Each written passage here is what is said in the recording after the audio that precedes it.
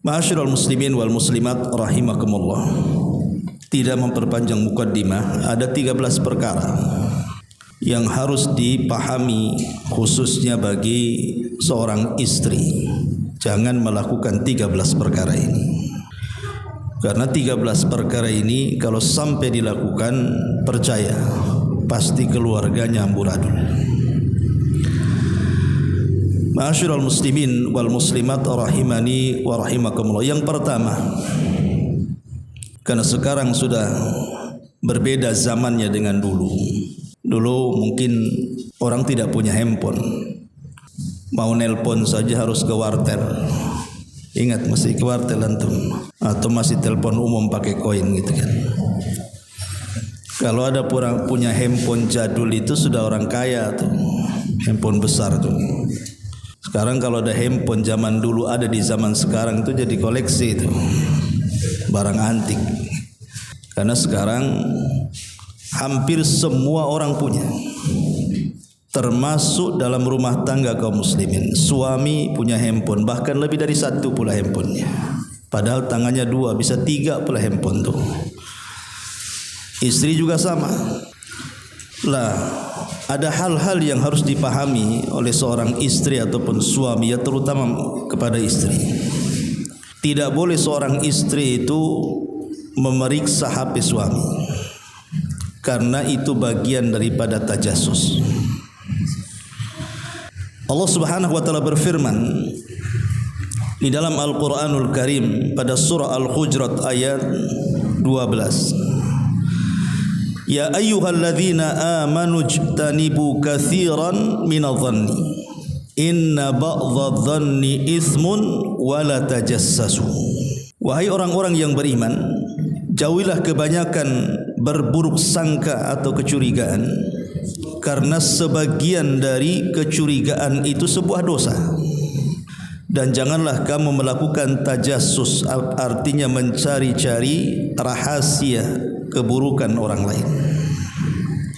Kalau dalam ayat ini mencari-cari keburukan rahasia orang lain itu dilarang, macam mana pula kemudian seorang istri mencari rahasia keburukan suaminya? Lebih dilarang lagi, kepada orang lain saja tidak boleh. Makanya Nabi SAW mengatakan, iyyakum wadh-dhann fa inna dhanna akdzabul hadits. Wala tahassasu wala tajassasu wala tahasadu wala tadabaru wala tabaghadu wa kunu ibadallahi ikhwana. Jauhilah prasangka, kata Rasul, karena prasangka itu adalah sedusta-dustanya berita. Dan janganlah kamu tahassus, kemudian tajassus. Tadi sudah saya katakan, tajassus mencari-cari rahasia keburukan orang, ataupun saling hasad, saling membelakangi, saling benci. Tapi jadilah kalian bersaudara. Kalau kepada orang lain saja kita disuruh untuk akrab dan bersaudara, menjauh sifat-sifat ini, macam mana dalam keluarga? Tentu istri harus lebih menjadikan suami bukan hanya saudara, tapi dia adalah istrinya, dia adalah suaminya. Terkadang begini, ikhwatu fiddin, muliakan Allah Azza wa Jalla. Kenapa istri bisa memeriksa HP antum tuh? Kenapa coba? Ada apa dengan antum? Kenapa diperiksa HP-nya? Biasanya karena ada kecurigaan, gerak-geri yang tidak biasa. Yang biasa handphone geletak-geletak, tiba-tiba kok nyungsep di bawah bantal gitu kan. Ini ada apa ini, main sembunyi-sembunyi ya. Biasanya istri itu curiga karena ada kebiasaan lain, ya kan, yang mencurigakan, makanya dia penasaran ada apa tuh. Atau boleh juga karena tak sadar, mungkin antum ngecas handphone, istri lagi ngecas, terbaca pula WA masuk dan mencurigakan kan gitu. Atau boleh jadi karena berita yang tidak jelas. Akhirnya kemudian penasaran, makanya kemudian dia mencari-cari tahu. Lah mencari-cari tahu inilah kemudian berakhir kepada mengoreksi, memeriksa, membuka HP para suami. Ma'asyiral muslimin wal muslimat rahimani wa rahimakumullah, untuk akhwat saya nasihatkan yang di atas ataupun yang mendengar kajian ini. Seandainya pun 100% terbukti, anggaplah terbukti. Jangan bercerita belum terbukti, hanya prasangka dan juga sangkaan saja. Anggap terbukti. Mungkin suami itu memang selingkuh. Selingkuh antum. Ya. Mungkin dia berhubungan dengan wanita lain. Akhirnya karena terbukti 100% kan gitu. Kemudian dia ingin mencari bukti, akhirnya menggeledah HP. Ini saja dilarang, tidak boleh. Kalaupun seandainya terbukti, apalagi baru sangkaan. Karena kalau seandainya dilakukan, apa bedanya seorang istri dengan suami? Sama-sama melakukan dosa. Si suami dosa selingkuh, si istri pula dosa tajasus. Jadi nggak ada bedanya jadinya kan, sama-sama terjerumus kepada dosa. Dosa suami sudah jelas-jelas tuh ketahuan sama istrinya selingkuh. Dosa si istri pula tajasus, sama-sama dosa besar. Tajasus dosa besar, selingkuh juga dosa besar kan begitu. Apa bedanya? Sehingga kalau seperti ini tidak beda antara istri dengan suami. Mana orang baik, mana orang jahat itu sudah tidak bisa dibedakan. Sama-sama jahat dua-duanya. Cuman beda dosanya saja. Lalu kalau ada pertanyaan, kalau gitu enak sekali Ustaz katanya. Suami membelakangi saya harus sabar dalam rumah dan menerima apa adanya. Ya memang itu kewajiban seorang istri. Pertama, cukup dengan menasihati saja. Kalau memang terbukti, apalagi tidak terbukti, cukup nasihati saja. Nasihati suami dengan baik. Kalau tidak mempan dengan nasihat, berdoa kepada Allah Subhanahu wa taala, minta di waktu-waktu yang mustajab. Sekalipun andai kata ketahuan SMS-nya, WA-nya, anggaplah ketahuan buktinya. Pertanyaannya, apa menyelesaikan masalah? Tidak akan menyelesaikan masalah. Si istri makin sakit hati karena terbukti dengan WA-nya. Si suami saja kalau memang dia tidak sadar makin marah dia. Boleh jadi mungkin malah terjadi pertengkaran, berakhir dengan perceraian. Jadi itu bukan solusi. Atau mungkin ada sebagian suami dia tobat sesaat karena ketahuan tobat dia. Lama-lama balik lagi kan begitu. Lah yang membolak-balikan hati itu bukan istri.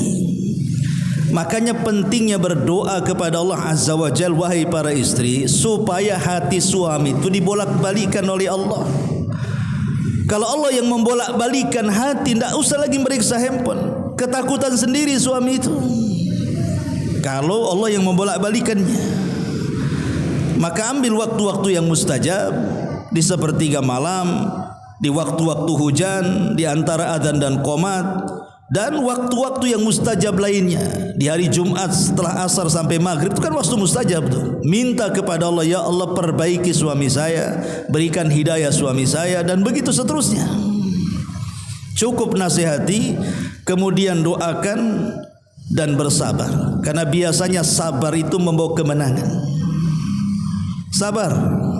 Tapi kalau seandainya pun tidak sabar, maka bukan berarti kemudian tajasus.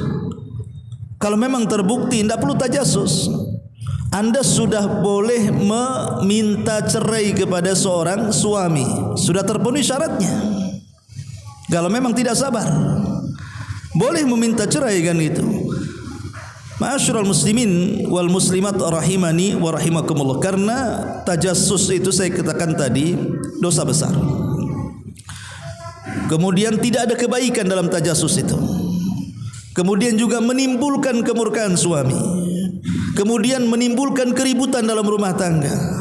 Berakhir banyak para wanita itu akhirnya menyesal. Ya ada juga yang merasa puas akhirnya ditinggalkan suaminya, tapi banyak istri yang menyesal.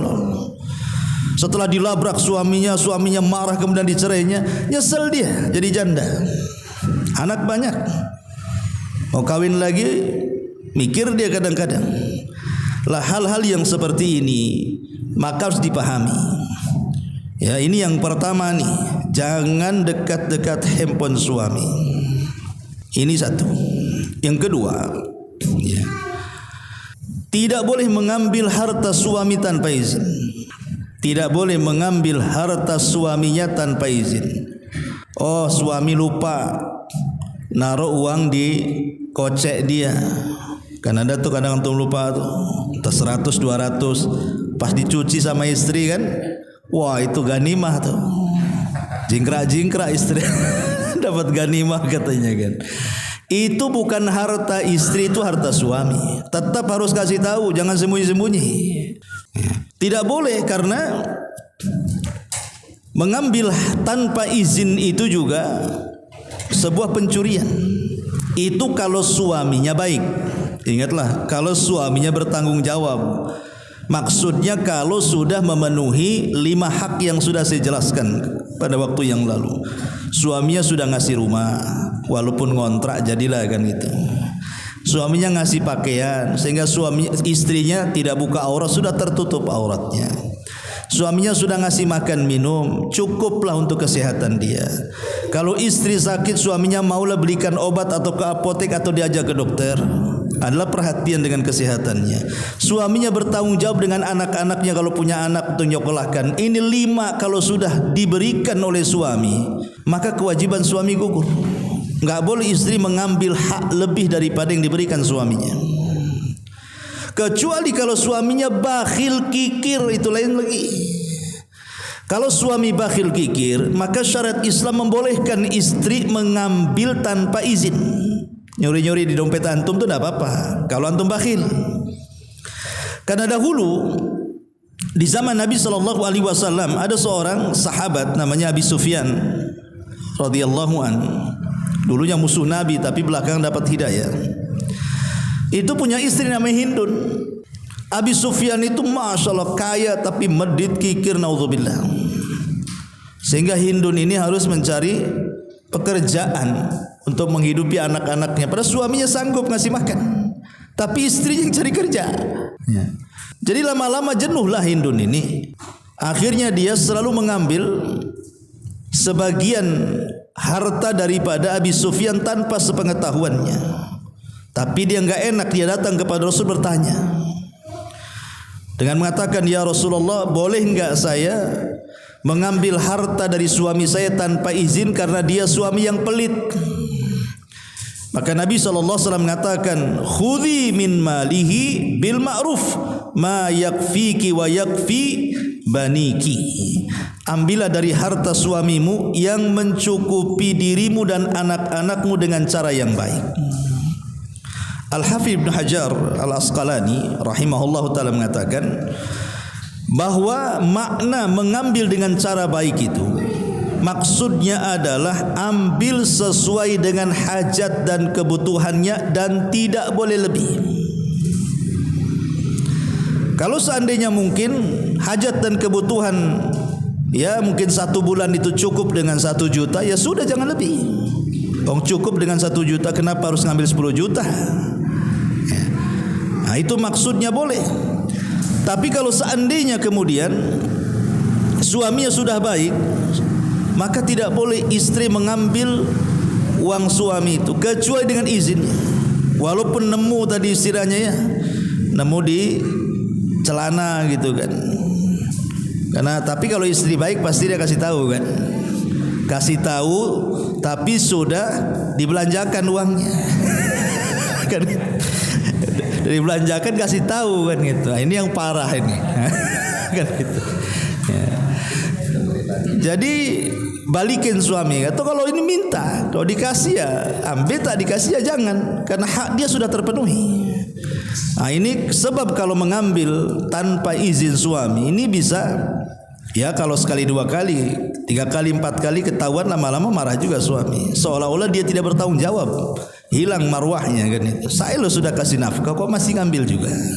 Ya. Ma'asyiral muslimin wal muslimat rahimani wa rahimakumullah. Ini yang kedua. Kemudian yang ketiga, ada sebagian istri itu dia kalau bicara dengan suami, kalau ada masalah itu suka ngangkat suara. Bukan hanya ngangkat suara, terkadang ada sebagian istri itu tidak menghormati suami. Bahkan ada yang merendahkan suaminya, bahkan seolah-olah suami tidak ada harganya. Ini terutama istri-istri yang mereka bisa menafkahi diri mereka sendiri. Mungkin dia punya pekerjaan, gajinya lebih besar. Suaminya pula kadang kerja, kadang tidak, kadang nganggur, kadang kerja. Hasilnya pula kerja tak banyak. Ada istri-istri itu yang meremehkan suaminya. Naudzubillah, tidak menghormati suaminya. Tapi kalau dia sama bosnya dia bisa hormat, sama keluarganya dia bisa hormat, sama tetangganya dia bisa hormat. Tapi sama suaminya nggak ada hormat.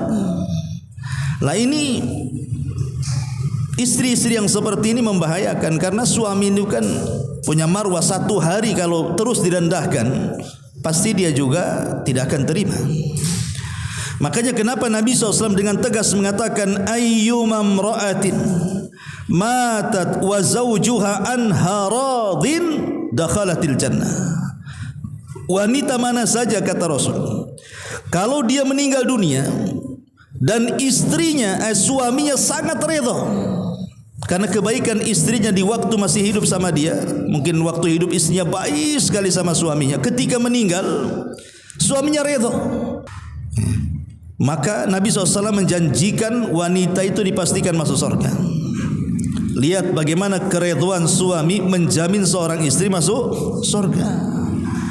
Tapi kalau seorang istri meninggal, suami kok senang, alhamdulillah katanya, masa hidup saya itu aduh direndahkan sama dia, tidak dihormati, kalau ngomong tepeki-peki kayak di pasar dan begitu seterusnya, mati pula katanya. Ini harapan saya katanya. Ini suami nih, ini kalau kayak gini bahaya nih.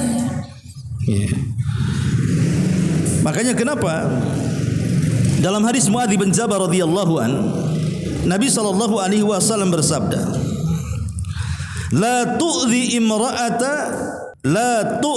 imra'atun zawjaha fid dunya illa qalat zawjatuhu minal huril in la tu'dhihi qatalakillahu fa innama huwa indaka dakhilun yushiku an yufariqaki ilaina. Kata Nabi SAW dalam hadis Muadz bin Jabal yang disahihkan oleh Syekh Albani rahimahullah ta'ala, tidaklah seorang istri berani menyakiti suaminya dengan kata-katanya, dengan tidak menghargai, tidak menghormatinya, melainkan istrinya kelak, maksudnya istri keduanya kelak di sorga, bidadari, ya, akan marah. Dan bidadari akan mengatakan, janganlah engkau menyakitinya, semoga Allah membunuhmu. Dia sang suami hanya tamu di sisimu, hampir saja ia akan meninggalkan kamu untuk menuju kami para bidadari. Lihat, bidadari di sorga marah kepada para istri yang menyakiti suaminya.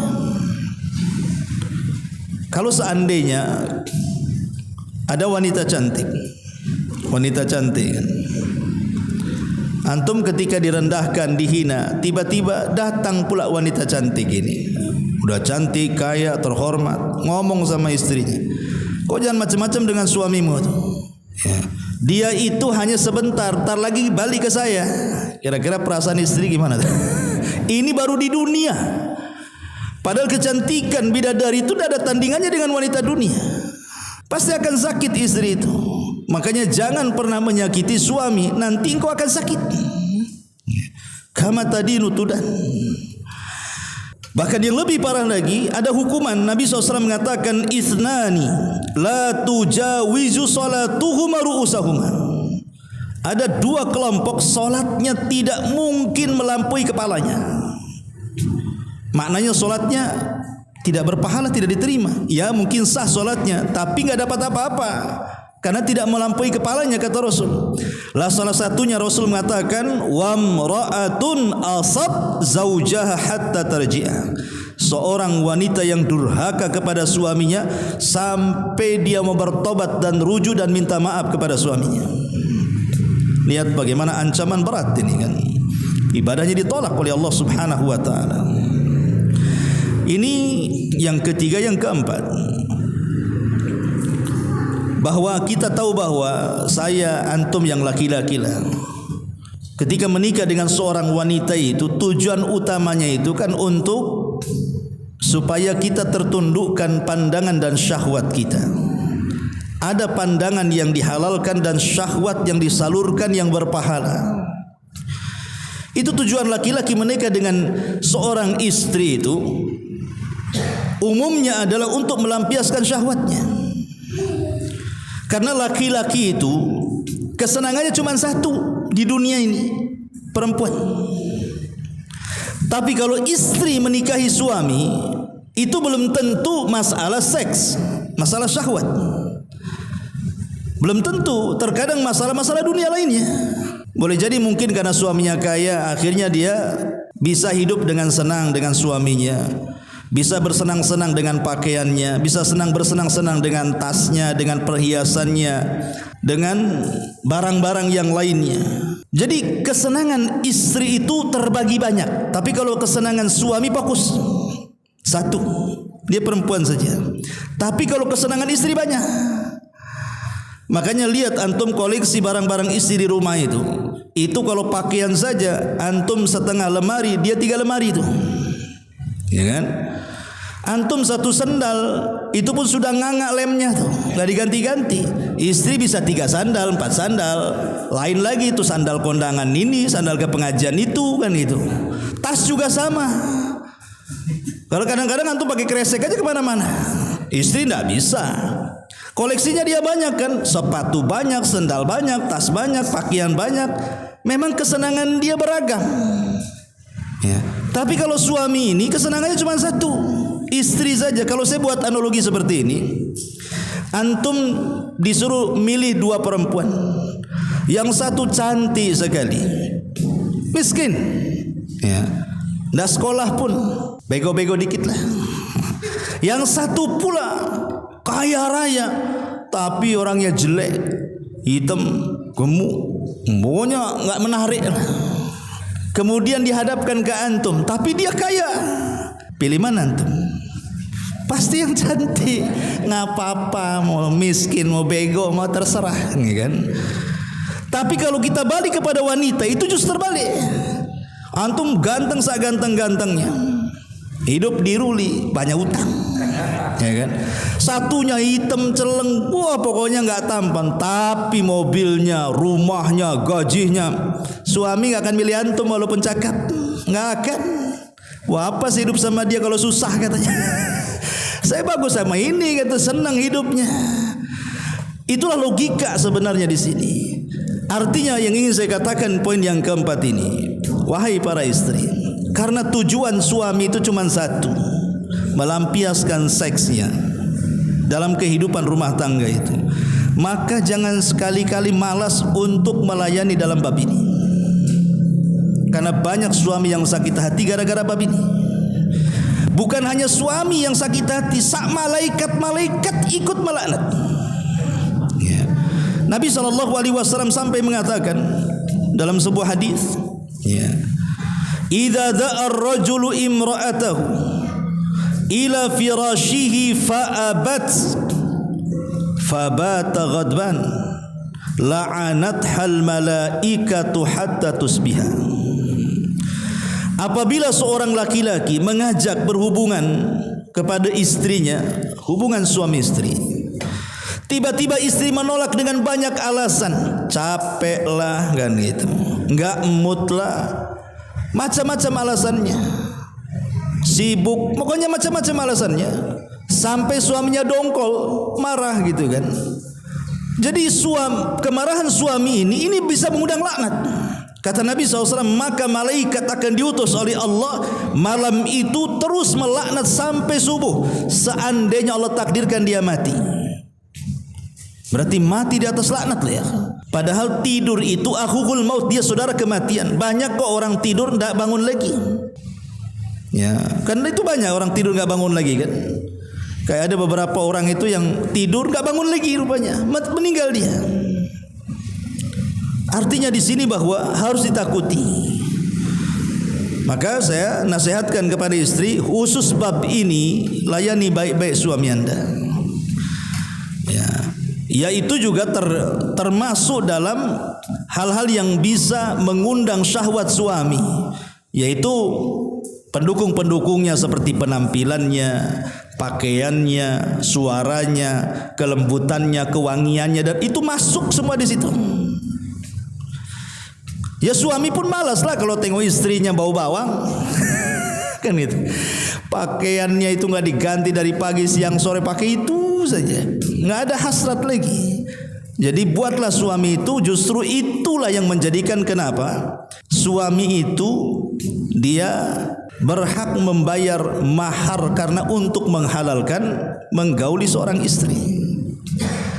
Kalau istri kemudian menolak, tidak mau digauli, maka suami berhak menghentikan nafkahnya. Boleh dia menghentikan nafkahnya. Kalau dia menolak, hentikan nafkahnya. Ya, karena dia sudah nusuz, masuk dalam bab nusuz itu. Ma'asyiral muslimin wal muslimat rahimani wa rahimakumullah. Ini yang keempat. Yang kelima, keluar tanpa izin suami. Ada 4 perkara dalam rumah tangga seorang istri harus minta izin kalau tidak berdosa. Dalam keluarga itu ada 4 perkara seorang istri wajib izin sama suami. Pertama, ketika hendak berpuasa sunnah. Dia tidak bisa main-main, mapang Senin nih katanya, ini Kamis, oh tidak bisa, karena takutnya suami menghendaki dia. Melayani suami hukumnya wajib, puasa sunnah ya sunnah saja, wajib lebih dahulukan daripada sunnah. Makanya hatta dalam ibadah sunnah saja tidak bisa seorang wanita beribadah kecuali ada izin suaminya. Ini satu. Yang kedua, memasukkan orang lain ke dalam rumah. Tidak boleh seorang istri memasukkan orang lain ke dalam rumahnya. Apakah orang ini laki-laki, apakah orang ini perempuan, apakah orang ini kerabat, apakah orang ini keluarga, apakah orang ini tetangga, siapapun tidak boleh kecuali dengan izin suaminya. Izin bang, ada kawan mau main ke rumah nih bang, boleh enggak? Ini enggak, suami datang-datang udah rame rumah tuh, kulkas kosong pula gitu. Oh ini ada acara ini, kenapa suami tak tahu? Ngasih taunya belakangan pula kan. Ma bang, kulkas habis gitu. Kenapa? Tadi siang kawan-kawan datang. Ini kan kurang ajar istri kayak gini nih. Nggak boleh. Istri harus kasih izin dulu. Kalau nggak ada izin, siapapun nggak boleh masuk ke rumahnya. Siapapun dia, ya, harus ada izin. Jadi ini penting, ini wajib hukumnya. Kalau tidak berdosa memasukkan orang. Karena ini dalam khutbah Jabir bin Abdullah radhiyallahu an ketika Hajjatul Wada, Rasul berkhutbah.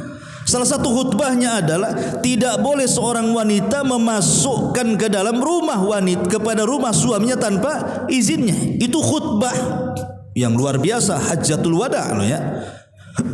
Haji perpisahan Nabi di padang Arafah. Yang ketiga, memakai uang suami. Wajib izin. Memakai uang suami. Ya tadi contohnya nemu uang di celana suami. Suami biasanya kalau 2.000, 3.000 biasanya lupa tuh. Nggak apa-apa sih gitu. Tapi kalau sudah 500, kepikiran kalau kepake tuh. Banyak loh. 500 kepikiran kan. Aduh kan itu. Jadi tetap memakai harta suami tetap harus izin kalau suami sudah bagus. Ya, kecuali kalau bakhil tadi ya. Nah, kemudian yang terakhir ini, tidak boleh istri ini keluar rumah entah ke tetangga yang sebelahnya sekalipun, apalagi ke teman-temannya yang jauh, kecuali harus minta izin. Jangan kebiasaan istri-istri sudah di rumah temannya WA, saya di rumah teman katanya, lah ini gimana ya. Jadi jangan membuat konflik dalam keluarga. Ini 4 perkara tidak boleh tidak, harus minta izin. Saya ulang, ketika beribadah sunnah minta izin. Yang kedua, memasukkan orang ke rumah minta izin. Yang ketiga, memakai uang suami minta izin. Dan yang keempat, keluar rumah harus minta izin. Ma'asyiral muslimat yang dimuliakan Allah Azza wa Jalla. Kenapa demikian? Ini perintah Al-Quran. Dalam surah Al-Ahzab ayat 33, Allah mengatakan waqarna fi buyutikun, hendaklah kamu para istri tetap di rumah-rumah kalian, wala tabarrujna tabarrujal jahiliyatil ula, dan janganlah kalian bertingkah seperti tingkahnya orang-orang jahiliyah. Ini yang kelima. Yang keenam, ada sebagian istri ketika suami bekerja di luar, ini khusus ya bagi suami-suami yang mungkin kerja kapal, yang kadang-kadang sebulan, 2 bulan, bahkan setahun 2 tahun baru pulang kan ya. Atau mungkin di luar kota, atau boleh jadi mungkin masih satu kota ya, pergi pagi pulang malam gitu ya. Ada sebagian istri itu dia hilang rasa malunya, seolah-olah dia tidak punya suami, sehingga ketika tidak ada suami itu seolah-olah dia merdeka, dia tidak ada ikatan yang namanya mitsaqan ghalidha. Sebagaimana Allah mengatakan dalam surah An-Nisa 21 bahwa suami istri itu terikat dengan mitsaq al-ghalid. Mitsaq al-ghalid itu artinya ikatan yang sangat kuat. Dia lebih kuat daripada ikatan-ikatan perjanjian yang lainnya. Ada seorang istri seolah-olah tidak punya ikatan dengan suami, sehingga suami berbulan-bulan tak datang, dia biasa ngobrol dengan laki-laki yang bukan mahramnya, kadang-kadang berjam-jam bercanda dan begitu seterusnya. Memang sih tidak ada rasa karena dia merasa dia punya suami, tapi itu melanggar mitsaqan ghalidha itu namanya. Tidak boleh. Kadang-kadang kemudian beramah tamah dengan laki-laki yang bukan mahramnya, atau menghambur-hamburkan harta suami ketika suami tidak ada, atau tidak mendidik baik-baik keluarganya, dan begitu seterusnya. Lah ini harus dijaga. Makanya kenapa di antara alamat-alamat istri salihah yang Allah katakan dalam Al-Quran itu, fassalihatu qanitatu hafizatu lil ghaibi. Ada kalimat hafizatu lil ghaibi, wanita-wanita yang menjaga diri dan keluarganya di saat ketidakadaan suaminya. Nah, ini ciri-ciri wanita saleh. Ini yang keenam ya. Kemudian yang ketujuh, ingin mengetahui semua perkara yang ada pada suaminya. Ada model-model istri itu kalau bisa dari A sampai Z urusan antum dia tahu semua. Mulai siapa nama bosnya, sekretarisnya siapa kan itu, gajinya berapa, pengeluarannya berapa kan itu, teman-temannya siapa, pengen tahu isi tasnya itu berkas apa saja, semua pengen tahu itu. Tidak wajib bagi istri itu mengetahui persoalan-persoalan suami, kecuali kalau suami itu memang menceritakan kepada istri hanya sekedar ingin minta solusi, dan itu pernah dilakukan Nabi. Jadi Nabi SAW ketika terjadi umrah pertama kan tidak boleh masuk tuh ya, karena dihadang oleh orang-orang Quraisy. Akhirnya kadung Rasul sudah pakai kain ihram, kan tidak bisa melepas ihram kecuali cukur rambut ya. Jadi Rasul merintahkan para sahabat cukur rambut, tapi mereka tak mau. Kenapa? Karena dia mau masuk. Akhirnya dia datang kepada salah satu istrinya namanya Ummu Salamah. Dia cerita, wahai Ummu Salamah, apa kamu punya pendapat? Saya tadi menyuruh sahabat-sahabat mencukur rambut, dia tak mau. Maka Ummu Salamah mengatakan, wahai Rasul, gini saja, kau enggak perlu perintahkan sahabatmu seperti itu. Kau panggil tukang cukur, kau cukur di hadapan mereka, nanti mereka ikut katanya. Betul, ketika Rasul mengambil tukang cukur, digundul, semua sahabat ikut gundul. Artinya kan kalau minta solusi boleh mengungkapkan rahasia kan ya. Tapi kalau suami tidak meminta solusi, tidak perlu dikorek-korek. Tidak ada istri Nabi itu yang mengorek-ngorek kondisi urusan Nabi SAW. Karena bagaimanapun urusan istri sudah ada sendiri bidangnya, urusan suami sudah ada sendiri bidangnya. Suami lebih paham sebagaimana istri juga lebih paham dengan kewajibannya. Kan istri lebih paham, antum tidak boleh ngeritik-ngeritik istri. Mereka lebih paham kan bagaimana kondisi rumah. Kadang istri ini tangan 2 bisa jadi 10, dia bisa dalam satu waktu ngerjakan apapun. Kita suami tidak bisa. Satu kerjaan ya fokus kan itu. Tidak bisa antum depan komputer sambil gendong anak kan. Yang ada dimakinya anak antum, ganggu kerja saja. Kalau istri biasa gendong anak, masak, kadang-kadang nerima telepon, bisa dia. Kaki tangan gerak semua tuh. artinya istri sudah ada bidangnya. Tekuni di bidangnya, suami ada bidang, enggak usahlah masuk-masuk di luar pagar itu. Ini yang nomor 7. Yang nomor 8, jangan sampai membuka rahasia. Ada seorang istri itu yang suka membuka rahasia suaminya, walaupun kepada keluarganya. Ada seorang istri yang curhat kepada ibunya, kepada bapaknya tentang sikap suaminya. Tidak boleh. Tidak boleh menceritakan privasi. Cukup anda dengan suami yang tahu. Nggak usah cerita, apalagi kemudian sampai bicara dengan temannya, mancing-mancing. Gaji suami berapa? Oh, gaji suami saya 100 juta. Gaji suamimu? Aduh, tahulah tukang bangunan berapa kan ya. Itulah kau cari jodoh tukang bangunan katanya. Jadinya kan dihina. Kan repot jadinya kan. Nih, gara-gara membuka privasi akhirnya malah dihina suaminya. Nauzubillah. Apalagi sampai terlalu dalam, seperti dalam urusan ranjang. Ini ada ancaman sendiri. Nabi SAW mengatakan, inna min asyarrin nasi indallahi manzilatan yaumal qiyamah. Ar-rajulu yufdi ila imratihi wa tufdi ilaihi thumma yanshuru sirraha, kata Rasul. Sungguh manusia yang paling buruk kedudukannya pada hari kiamat menurut Allah adalah seorang laki-laki menggauli istrinya kemudian menyebarkan rahasia ranjangnya, atau seorang wanita juga sama, bergaul dengan suaminya kemudian menyebar rahasia ranjangnya. Ada seorang istri itu yang tidak punya malu, dia menceritakan suaminya. Nauzubillah. Ya, menceritakan enggak boleh. Suami ini mau kuat, mau loyo, mau lemah, mau apa, rahasiakan.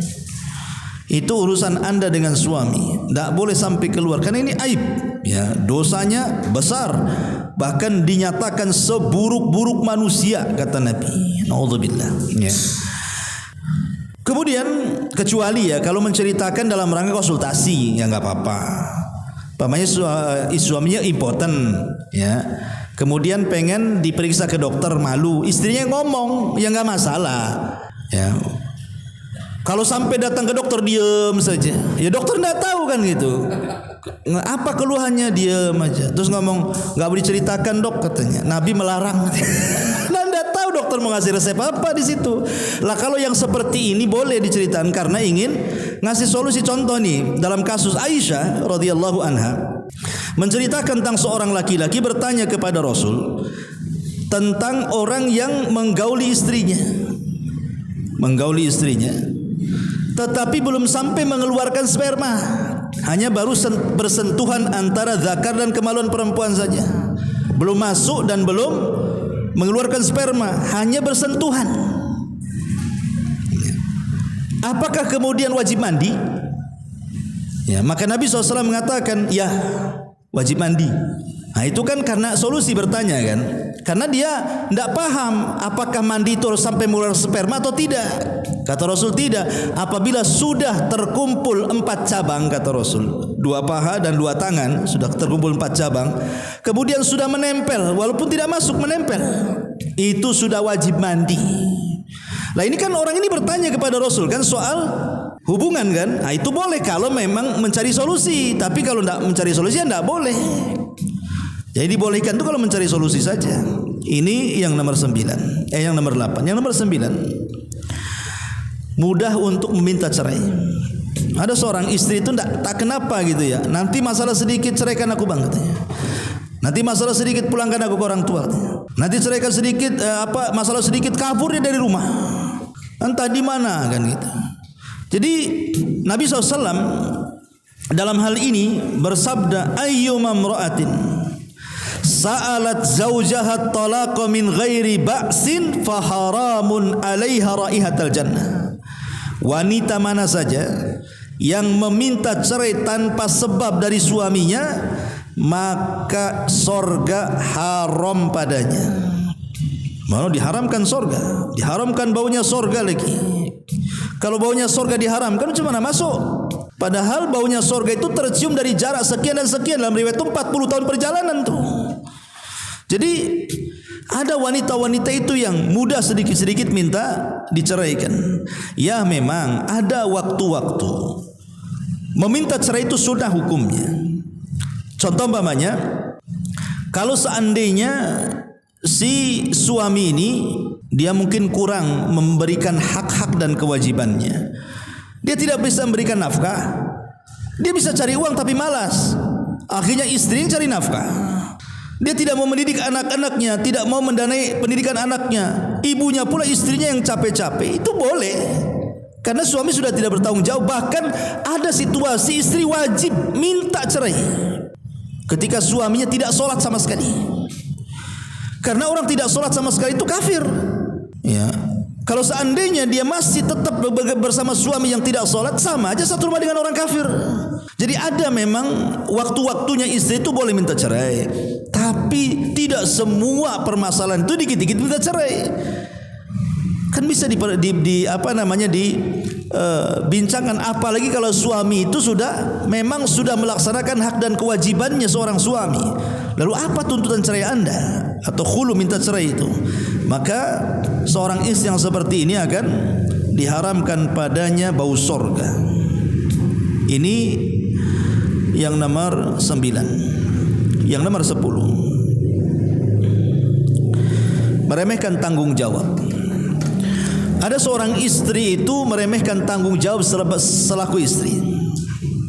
Entah tanggung jawab soal dapur, soal sumur, soal kasur bahasanya kan. Pokoknya ada istri-istri itu pemalas, tidur saja, rumah berantakan, malas dandannya kalau kearisan mau dia. Pokoknya ada istri itu pemalas. Udahlah bang, COD aja bang. Nanti siang itu juga makan siang, COD lah bang. Nanti makan sore COD lagi. Oh si COD seumur hidup. Ya dapat kartu COD itu. Kalau CEO ya boleh lah, dia banyak duitnya. Kan ini suaminya bukan CEO, suaminya supir ojek. La ilaha illallah kan. Asli COD apa bankrupt dia. Jadi hal-hal yang seperti ini kan ada seorang istri itu pemalas.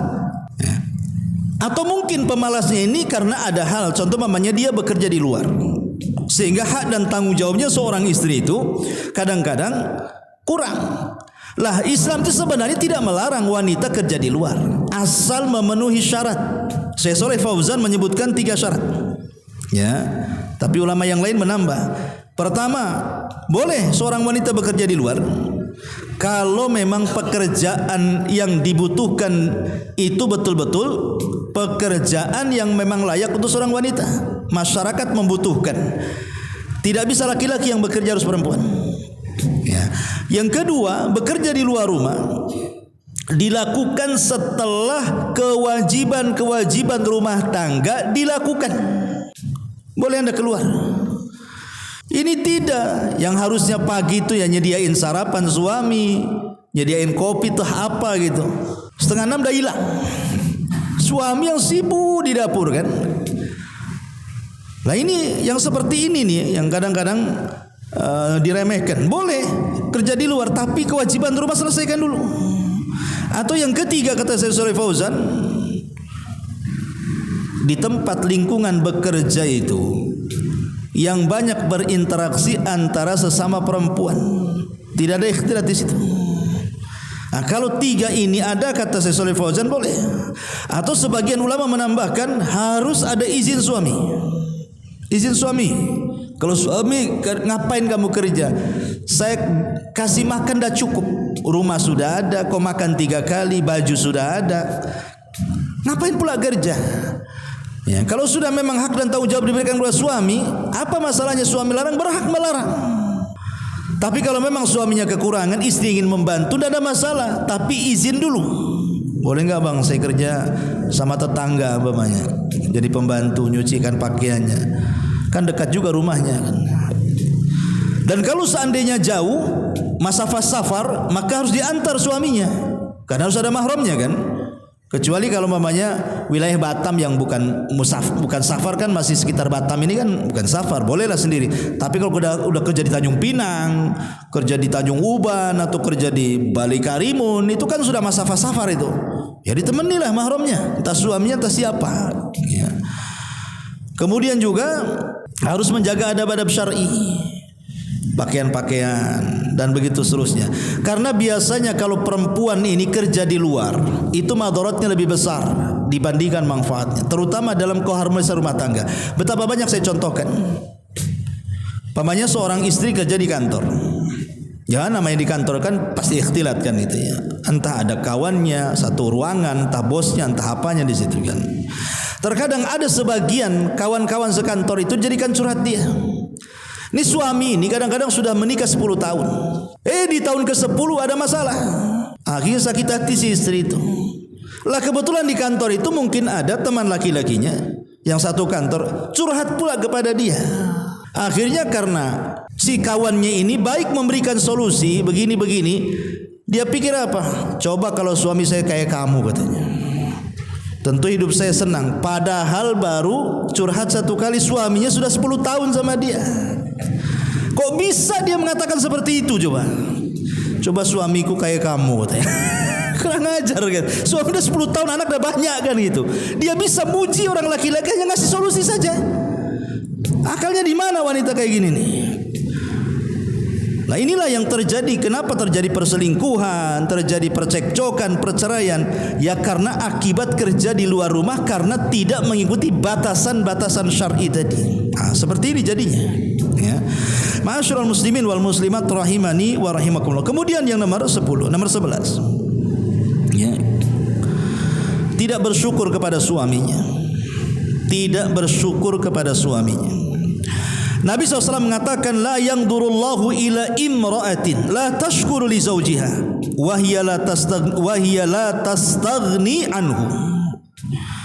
Kata Nabi SAW dalam hadis yang dikeluarkan Imam Nasai, Allah tidak akan memandang seorang istri yang tidak berterima kasih, bersyukur kepada kebaikan suaminya, padahal ia selalu butuh kepada suaminya. Dia butuh sama suaminya, ya butuh uangnya, butuh perlindungannya, butuh macam-macamnya. Tapi dia tidak mau berterima kasih, tidak mau bersyukur kepada suaminya, tidak mau mengatakan jazakumullah, syukran atau apa itu. Ini istri sombong seperti ini. Karena memang salah satu tabiat yang tidak bisa lepas pada seorang wanita. Semua wanita ya. Istri antum, istri ana, istri siapa sajalah. Ada satu kekurangan itu melekat pada semua wanita, tidak bisa dihilangkan. Tidak bisa dihilangkan. Satu kekurangan ini tidak bisa dihilangkan.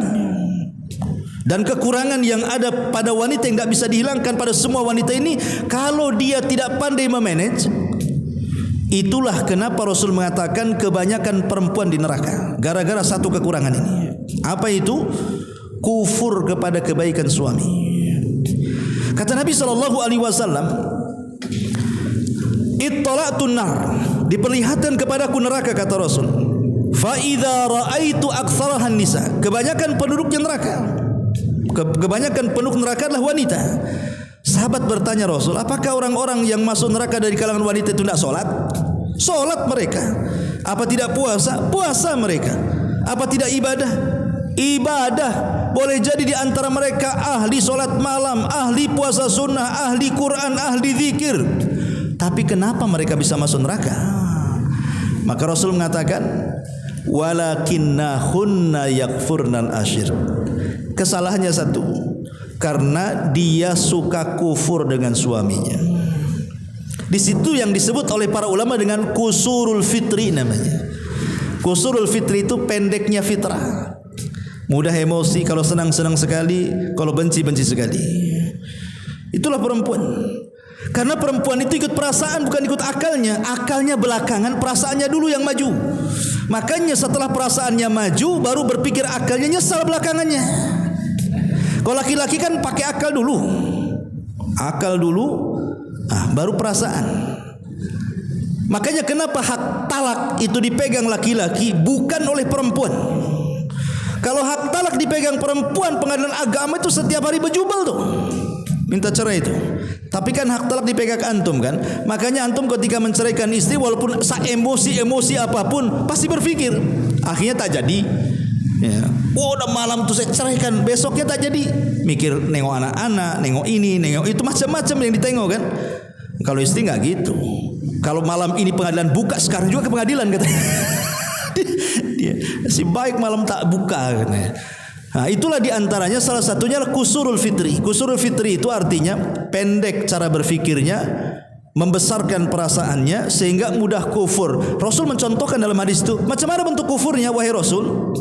Apabila engkau wahai para suami telah berbuat baik sepanjang hayat, sepanjang masa, satu hari tergelincir, maka yang satu tergelincir itu akan jadi bahan celaan istrimu dan mengatakan engkau tidak pernah berbuat baik kepada aku katanya. Atau bahasanya engkau tidak punya perasaan. Padahal perasaannya dah lama tuh. Dibilang enggak punya perasaan, aku enggak sayang. Anak sudah banyak bilang tak sayang. Rumah sudah dibeli tak sayang pula. Gara-gara kasus SMS, kasus WA, kasus kata orang, curiga, marah. Dibilang aduh kurang ajar suami saya katanya. Makanya kenapa Rasul itu membuat satu kaidah dalam hadis itu, la yafruku mu'minun mu'minatan. Tidak boleh seorang laki-laki mencela istrinya atau seorang istri mencela suaminya. La yafruku mu'minun mu'minatan. In kariha khuluqan radiya khuluqan akhar, kata Rasul. Kalau memang kau benci dengan satu akhlaknya, lihat akhlak yang lainnya. Makanya kalau orang itu mengamalkan hadis ini, tidak mudah orang itu cekcok. Pamannya orang mau marah nih, terpikir dulu, ditimbang dulu kebaikan dia lebih banyak atau keburukannya. Oh kebaikannya, tak jadi. Ya. Sama tetangga gitu juga. Tetangga ini buat masalah nih, udah emosi mau belabrak saja. Mikir dulu, tetangga saya ini sudah 10 tahun, dia banyak berbuat baik sama keluarga saya. Masa saya gara-gara masalah ini saya harus marah? Nah, orang kalau menimbang keburukan dan kebaikan itu, tidak jadi itu. Ini kalau kaidah ini dikerjakan dalam rumah tangga, tidak ada rumah tangga cekcok itu. Kenapa? Karena kan masing-masing ada sisi baik, ada sisi jahat kan. Tinggal kita timbang saja. Oh istri saya ini lebih banyak baiknya dibandingkan jahatnya. Kenapa saya harus begini? Istri juga sama suami begitu juga kan gitu. Tapi itulah kadang-kadang sisi jelek itu kusul fitrah tadi. Istri ini mudah mengingkari. Walaupun kita berbuat baik lama sekali, berbuat sekali kesalahan, pasti dia akan mengingkari kebaikan yang lama itu. Itulah kejelekannya di situ. Dan semua istri ada sifat ini. Makanya antum harus sabar di sifat ini. Ya, kalau istri sudah ngomel kan gitu ya kan, pergi saja antum. Enggak usah dilayan. Pergi. Ya. Itu biasa ngomel-ngomel. Nah, kalau dia WA enggak usah dibalas, langsung hapus WA-nya. Ya, kalau WA antum dijadikan barang bukti enggak selesai masalahnya. Nih WA dari 2020, sekarang 2024. Antum perempuan itu namanya. Antum jangan nyimpen WA masalah. Jadi kalau bertengkar hapus, enggak usah. Yang nyimpen tuh perempuan itu biasanya. Itu bukannya di WA, itu di catatan pribadinya ada. Semua dicatat, makanya dia hafal tahun berapa saja dikeluarin semua tuh. Ya, laki-laki itu sederhana ya, sudah enak. Kayak antum belanja ke pasar, mana antum mau nawar-nawar? Nggak ada. Berapa kangkung bang saya ikat? 2.000, ambil pulang. Perempuan berapa? 800 katanya. Ditawar sama dari 2.000 bisa turun terjun itu kan. Kalau enggak saya pindah ke sana katanya. Main ancam tuh kalau perempuan itu karena perasaan dia. Ya. Makanya ini juga yang ke-11 ya. Bersyukurlah dengan suami. Sebab kalau bersyukur ditambah nikmat. Kemudian juga yang nomor 12. Di antara hal yang jangan memasukkan suami kepada masalah istri. Ada seorang istri itu yang suka memasukkan suami dalam masalahnya. Dia yang buat masalah, suami yang ikut-ikut. Umpamanya dia buat masalah dengan tetangga, sebenarnya yang salah istrinya yang salah. Tapi dia ingin dapat pembelaan dari suaminya. Dilibatkan suaminya, akhirnya apa? Berdusta dia. Ya. Berdosa suami, namanya laki-laki. Mungkin kalau sekali dua kali dia tidak akan terkompori. Tapi kalau sudah 4, 5 sampai 10 kali, lama-lama emosi lantum. Bang, saya ini istrimu zalimi tetanggamu, kok kamu diam saja? Kata suaminya, enggak usah lah, jangan ribut, enggak usah. Awalnya bagus suami itu. Besok ngomong gitu lagi. Abang ini enggak laki-laki gitu ya. Mulai ada panas-panas sedikit tuh. Udahlah enggak usah dilayani. Besoknya tak mau ngomong istrinya. Kenapa dia kok tak ngomong? Abang sih malah membela tetangga bukan bela saya. Wah, mulai itu. Ingat ya, pengaruh istri itu kuat tuh. Iya memang awal 1-2 kali dia nggak terpengaruh, tapi lama-lama bisa muncak tuh. Lah ada istri itu yang jahat seperti ini. Dia yang buat masalah, suami dilibat-libatkan dalam masalah dia. Yang lebih parah lagi, berdosa sampai bermasalah. Contoh yang ringan pamannya, dia berdosa sama suaminya. Bang, saya kalau ke pasar, itu suami tetangga itu suka liatin aku terus katanya. Padahal tidak pernah melihat dia. Ya kalau itu kan bisa marah suami, kurang ajar dia. Ya. Bisa jadi tengkar, yang tadi tidak bertengkar jadi bertengkar kan. Walaupun dia lemah, kalau sudah begitu kan jadi kuat tuh suami itu. Lah jangan pernah melibatkan masalah Anda ke dalam suami. Selesaikan masalah. Kalaupun minta solusi, bukan melibatkan dalam masalah. Jadi ini, ataupun terkadang yang terakhirnya, seorang istri tidak bisa menjaga amanah, terutama amanah lihat, amanah dengar, amanah bicara kan itu. Contoh mamanya, suami ini bekerja keluar, tetangga ribut, pak nggak jelas kan itu. Naluri seorang wanita itu biasanya pengen taunya kuat tuh. Ada apa ya kok ribut-ribut? Kalau perlu dilobangi sama bor tuh tembok tuh. Ada apa? Biasanya kan nyari-nyari tahu tuh. Kalau suami mana peduli nyari-nyari. Urusan mereka, mau tengkar, mau lempar kursi, terserah. Laki-laki ini simple. Karena perempuan gak gitu. Dia pengen tahu, cari-cari tahu, tajasus tuh namanya. Ya.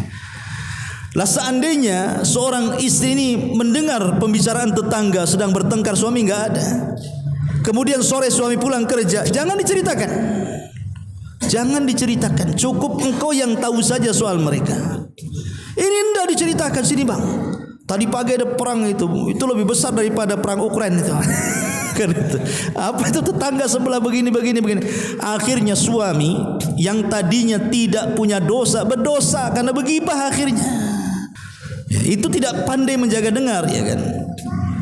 Atau mungkin ada temannya ngomong sama istri, entah curhat apa, tolong ya om jangan cerita sama siapa-siapa, saya mau curhat. Ya, kata istri antum, iyalah cerita aja, cerita. Pulang ke rumah cerita pula sama suaminya, gini bang katanya, itu ada kawan semalam cerita, tapi dia ngomong jangan ceritakan sama siapa-siapa. Antum sebagai suami stop sampai di situ, harusnya kan gitu kan? Kan dia bilang jangan cerita sama siapa-siapa kan gitu. Ini enggak, malah antum pula. Gimana itu ceritanya? Ini antum 11-12 jadinya kan. Jadi lah ini kadang-kadang istri ini enggak bisa jaga amanah nih. Amanah dengar, amanah lisan, macam-macam, amanah lihat kan gitu ya. Jadi jadilah orang-orang atau istri-istri yang pandai menjaga amanah. Jangan membuat suami itu dah lelah dengan pekerjaannya. Jangan dilelahkan dengan perkara-perkara luar masuk ke kepala dia. Kasihan kan itu. Biar dia tenang, bisa mencari nafkah untuk Anda dan anak-anak, bisa menjaga rumah. Jangan disibukkan dengan perkara luar masuk ke perkara dalam. Itulah makanya menjaga amanah. Wallahu a'lam, ini diantara nasihat